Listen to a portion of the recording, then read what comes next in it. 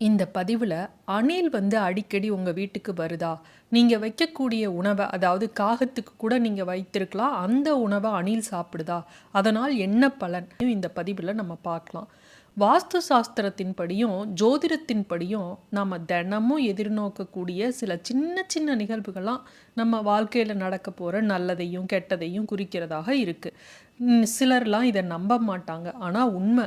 சில சமயம் இந்த வெட்டுக்கிளிலாம் வீட்டுக்குள்ள அதிகம் வராது. பச்சை கலர்ல இருக்கும் பாருங்க.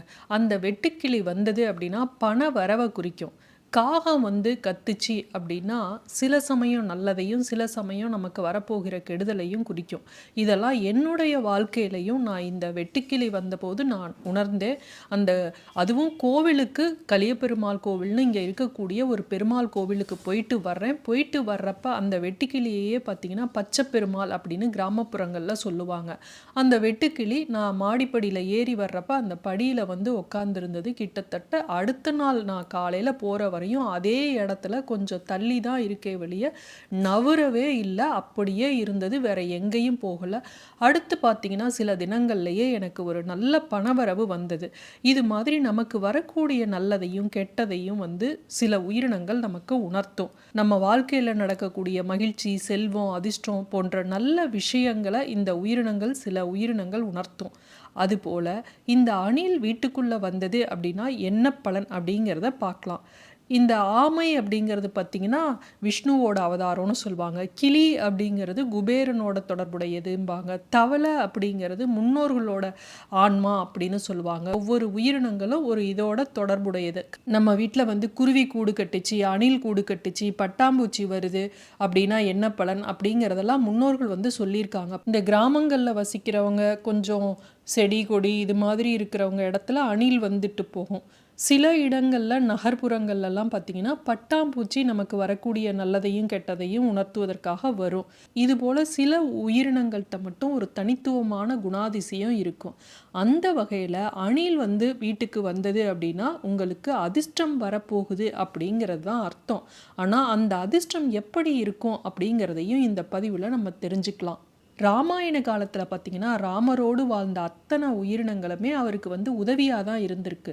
இருந்தாலும் இந்த அணில் மீது மட்டும் ஒரு தனி சிறப்பாகவே சொல்லப்பட்டுள்ளது. ராமருக்கு பாலங்கட்ட கூட இந்த அணில் உதவியதாக சாஸ்திரத்தில் சொல்லப்பட்டுள்ளது.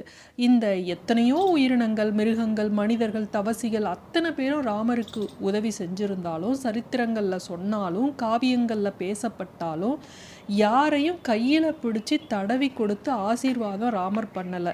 இந்த அணிலுக்கு மட்டும்தான் அப்படி ஒரு பாக்கியம் கிடைச்சது. அதற்கான அடையாளமும், அந்த தடவி கொடுத்ததற்கான அடையாளமும் யாருக்கிட்டையும் இல்லை. இந்த ஒரே ஒரு உயிரினமாகிய அணிலை தான் கையில் எடுத்து அவர் ஆசீர்வாதித்து ராமரோட அருளை பெற்ற, பரிபூர்ண அருளை பெற்ற 3 கோடுகளை கொண்ட அணில் வீட்டுக்குள்ளே வந்தது அப்படின்னாவே தெய்வ கடாட்சம் பெருகும், வீட்டில் செல்வ செழிப்பு உண்டாகும் அப்படின்னு அர்த்தம். அணில் வீட்டில் கூடு கட்டுச்சுனாவே பிரச்சனைகள் தீரும், பிரிந்து போன சொந்தங்கள் ஒன்றாக சேர்வார்கள். இப்படி அணில் இருக்கும் இடங்கள்ல மகிழ்ச்சி நிறைந்து இருக்கும், தனதானியம் பெருகும் அப்படின்னு சொல்லப்பட்டுள்ளது. சில பேர்லாம் சொல்லுவாங்க அணில் வீட்டுக்கு அருகில் மரம் இருந்ததுனாவே அணில் கண்டிப்பாக வரும். மாமரம், கொய்யா மரம் இதெல்லாம் இருந்ததுன்னா அணில் வரதான் செய்யும் அப்படின்னு சொல்லுவாங்க. உண்மைதான், இல்லைன்னு சொல்லலை.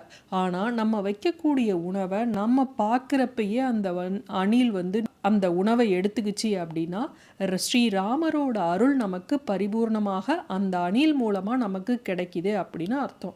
அதனால் அணிலுக்கு கோதுமை இது போன்ற தானியங்களெல்லாம் நம்ம உணவாக கொடுத்தோம் அப்படின்னா அந்த உயிரினம் அப்பப்போ அதை சாப்பிட்டுட்டு போகிறப்ப அதோட ஆசீர்வாதம் நமக்கு கிடைக்கும். அணில் கூட்டம் மட்டும் தப்பி தவறி கூட கலைக்கக்கூடாது.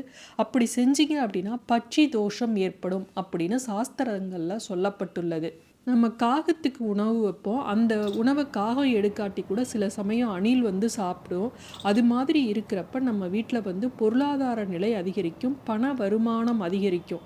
குடும்பத்தில் சகோதர சகோதரிகளுக்கிடையே, இல்லை கணவன் மனைவிக்கிடையே சண்டை சச்சரவு இருக்குது அப்படின்னா அந்த சண்டை சச்சரவெல்லாம் நீங்கி, வேறுபாடுகள் நீங்கி ஒற்றுமை பலப்படும். அதனால் அணில் வீட்டுக்குள்ளேயே வந்துருச்சு அப்படின்னா உங்கள் வீட்டில் பண வருமானம் அதிகரிக்கும், லக்ஷ்மி கடாட்சம் கிடைக்கும்னு தான் அர்த்தம்.